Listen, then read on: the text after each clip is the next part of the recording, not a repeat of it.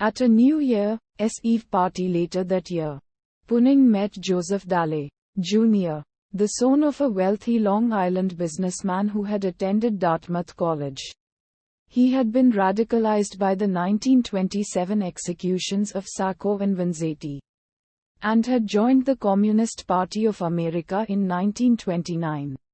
He had been involved in the International Unemployment Day protest in Chicago on the 6th of March 1930 that had been brutally repressed by the authorities, and was currently working as a union organizer with the steel workers in Youngstown, Ohio. At one point he ran for mayor of Youngstown on the Communist Party ticket, but was not elected. Puening's parents had moved to Claygate, southwest of London, where her father represented a Chicago-based firm. On returning to the United States on the 3rd of August 1934 after visiting family in Europe, she moved in with Dallet, becoming his common-law wife. They shared a room in a dilapidated boarding house that cost $5. Gus Hall and John Gates had a room down the hall. They lived on the dole, $1.50 per month each.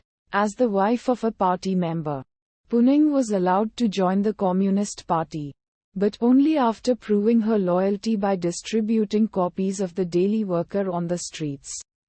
Her party dues were 10 cents a week. They separated in June 1936, and Puening went to live with her parents in Claygate, where she worked as a German to English translator. Months went by without any word from Dallet, until Puening discovered that her mother had been hiding his letters to her.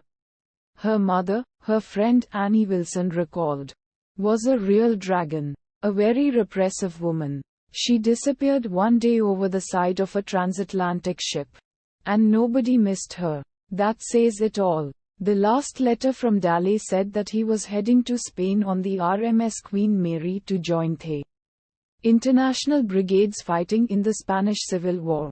Puening met up with Dallet and his best friend Steve Nelson in Cherbourg, and they traveled to Paris together. After a few days there, she returned to London, and they headed south, crossing into Spain where he joined the Mackenzie Papino Battalion, a unit composed of American and Canadian volunteers. Puening wanted to join Dallet in Spain, and finally secured permission to do so. Her trip to Spain was delayed by hospitalization for an operation on the 26th of August 1937 for what was initially thought to be appendicitis, but which was determined to be ovarian cysts, which were removed by the German doctors. Puening returned to England to recuperate before she could depart for Spain. The news arrived that Dallet had been killed in action on the 17th of October 1937. His letters to her were published as Letters from Spain by Joe Dallet, American volunteer. To his wife, 1938, Puening went to see Nelson, who was in Paris, having been wounded in August, and they returned to New York, where she stayed with Nelson and his wife Margaret at their home in Brooklyn for 2 months.